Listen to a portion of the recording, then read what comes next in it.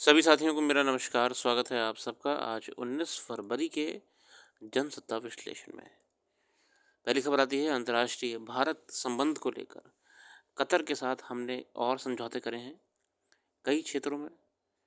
दोनों देशों ने अगले 5 साल में द्विपक्षीय व्यापार को दुगना कर 28 अरब अमेरिकी डॉलर तक पहुंचाने की प्रतिबद्धता जताई और संबंधों को राजनीतिक साझेदारी के स्तर पर ले जाने की घोषणा की। यहाँ मोदी और अमीर की मौजूदगी में दोनों पक्षों ने 2 समझौतों पर हस्ताक्षर किया। भारत अंतर्राष्ट्रीय स्तर पे अपनी डिप्लोमेसी को बेहतर करने का हर संभव प्रयास करता रहता है और यही होता है, देशों को मिलते रहना चाहिए ताकि सब साथ विकास करें, सब साथ बढ़ें। बढ़ेंगे आज के संपादकीय की ओर। पहला है इसी क्रम में त्रासदी के बाद पारदर्शिता का प्रश्न, कृत्रिम बुद्धिमत्ता क्षेत्र की नई चुनौतियाँ।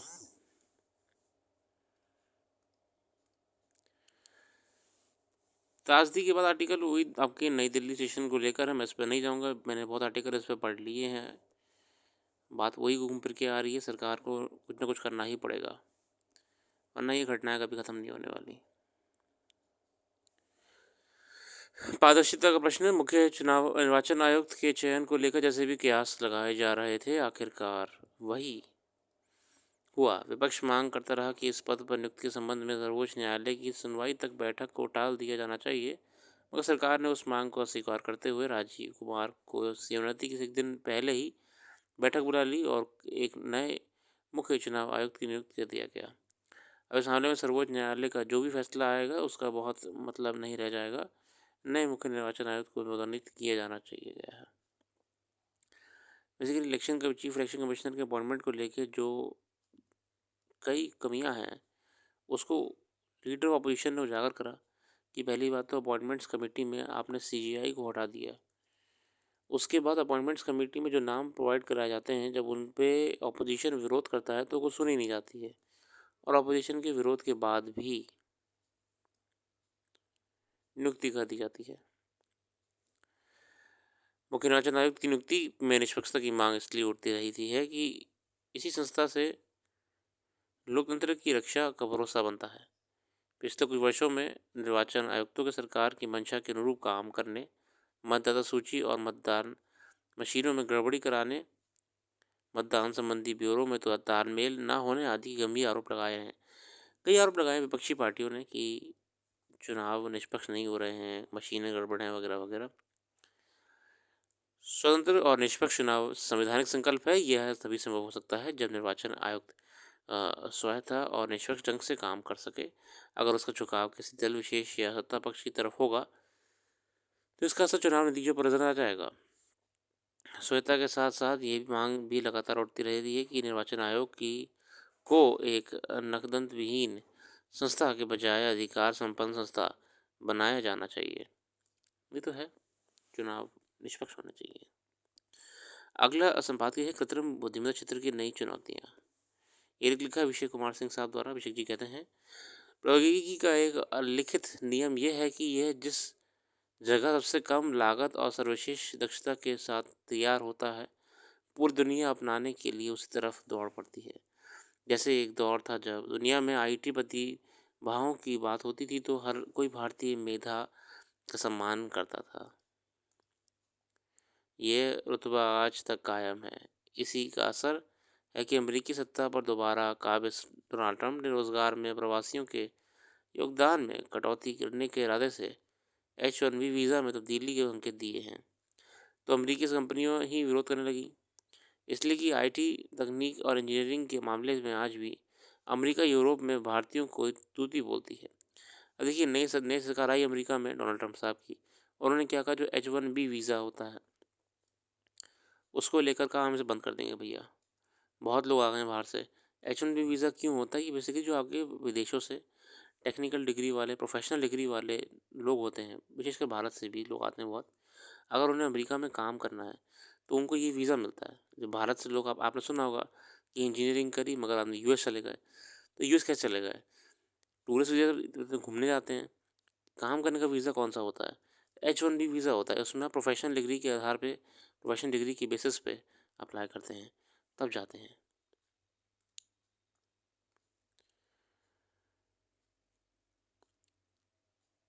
नवंबर 22 में सबसे अमेरिकी कंपनी ओपेनएआई ने चैटजीपीटी के नाम से नया टूल विकसित किया, तो माने जाने लगा कि दुनिया के किसी और देश को इसका मुकाबला करने या उनकी बराबरी करने में ही कई दशक लग सकते हैं। लेकिन ये मिथक करीब सवा 2 साल में ही टूट गया। एक चीनी कंपनी ने डीप सीक और R1 बनाकर ना सिर्फ चैटजीपीटी के सामने नई चुनौती पेश कर दी, बल्कि लागत और इस्तेमाल की बेहद कीमत के आधार पर बहुत ही कम कीमत पे ये बनाया गया है। चाइना ने अपना डीप सीक नामक एआई टूल, जो कि विश्व में चर्चा इस हद तक बना कि अमेरिकी कंपनियों को चक्कर आ गया। शेयर मार्केट में भी एनवीडिया ऐसी कंपनी जो कि जीपीयूज बनाती है, ग्राफिकल प्रोसेसिंग यूनिट जो इस्तेमाल होते हैं इस तकनीक में, उनके शेयर नीचे नीचे जाना शुरू हो गए, क्योंकि चाइना ने जो काम अमेरिका में 10 रुपये में हो रहा था, चाइना ने वो मात्र 3 रुपये में कर दिया। कृत्रिम बुद्धिमत्ता के क्षेत्र में नया ढांचा बनाने के लिए देश के बजट में प्रावधान किए गए हैं। उससे लगता है कि भारत में भी इसी रफ्तार बढ़ेगी। वित्त मंत्री ने देश में एआई की शिक्षा पर खास ध्यान देने के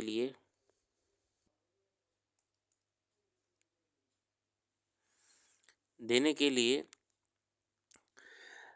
एआई सेंटर ऑफ एक्सीलेंस का प्रस्ताव किया है। हमने भारत में ना अब इस पे काम करना शुरू कर दिया है, एआई सेंटर ऑफ एक्सीलेंस।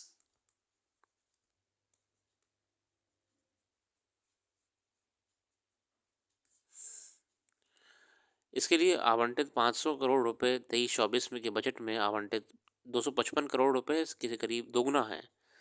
और हमने बहुत अच्छी धनराशि करी है ताकि हम इसे कोर्स स्ट्रक्चर्स, इसमें इस्तेमाल होने वाली तकनीक और स्टूडेंट्स, प्रोफेसर्स, टीचर्स को फाइनेंशियली स्ट्रॉन्ग कर पाएँ ताकि एआई डेवलपमेंट में काम करें। चीन ने हाल के वर्षों में नई पीढ़ी की प्रौद्योगिकी से संबंधित वैज्ञानिक और इंजीनियर तैयार करने में जो तेज़ी दिखाई है, उससे इस देश के आगे निकल जाने की संभावना बन रही है। यह आकलन अब डीपसीक R1 और चीनी कारोबारी जैकमा की कंपनी अलीबाबा की ओर से तैयार किए गए एआई चैटबॉट क्वेन 2.5 मैक्स के साथ बिल्कुल सही साबित हो गया है। देखिए, हर देश जो है तकनीक में बहुत तेज़ी से काम कर रहा है और ये प्रयास कर रहा है कि वो कैप्चर कर सके, होल्ड कर सके, इस तकनीक को सस्ते में बेच सके। जिस तरह भारत चीन की सरकारों ने इधर अंतरिक्ष अभियानों के संचालन और सेमीकंडक्टर के उत्पादन और फिर कृत्रिम बुद्धिमत्ता के क्षेत्र में नवाचारों को प्रशय दिया है, उसी तस्वीर बदलने लगी है। इसी एक नतीजा डीप सीक और R1 के रूप में निकला है, जिसने अमेरिकी प्रौद्योगिकी कंपनियों की नींद उड़ा दी है। गूगल, ओपन एआई वगैरह डीपसीक जैसे गरीब और विकास डीपसीक जैसे कैसे गरीब और विकासशील देशों के मामले में एक मिसाल बन सकता है, इसकी गवाही अमेरिका ने में इसके पहुंचने की खबरों के साथ ही देखने को मिलती है। देखिए, सीधी बात है, अगर आप टेक्नोलॉजी अच्छी बना पा रहे हैं तो अपने आप दुनिया आपके लिए झुक जाएगी। इसकी असल वजह यही है कि अमेरिकी कंपनियों को अब एआई में अपना एकाधिकार खत्म होता दिख रहा है। इससे ये भी साबित होगा कि तकनीक के आविष्कार और इसे आजमाने की जो लागत तथा कीमत अमेरिकी कंपनियां बताती नहीं हैं, वह बढ़ा चढ़ाकर बताई गई हैं।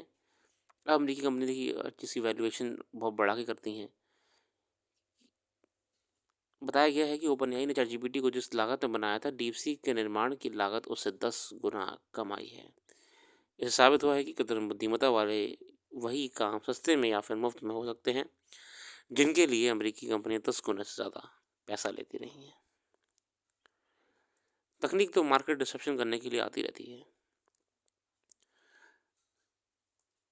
और भारत भी इंडिया एआई मिशन के माध्यम से भारत का इंडिया एआई मिशन के माध्यम से बहुत तेज़ी से काम कर रहा है एआई को विकसित करने को लेकर।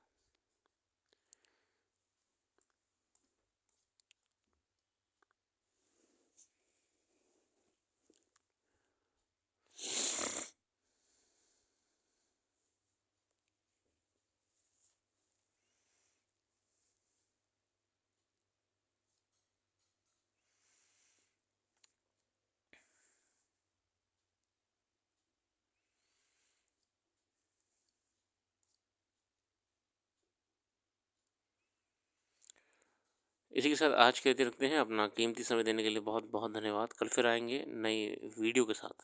Thank you.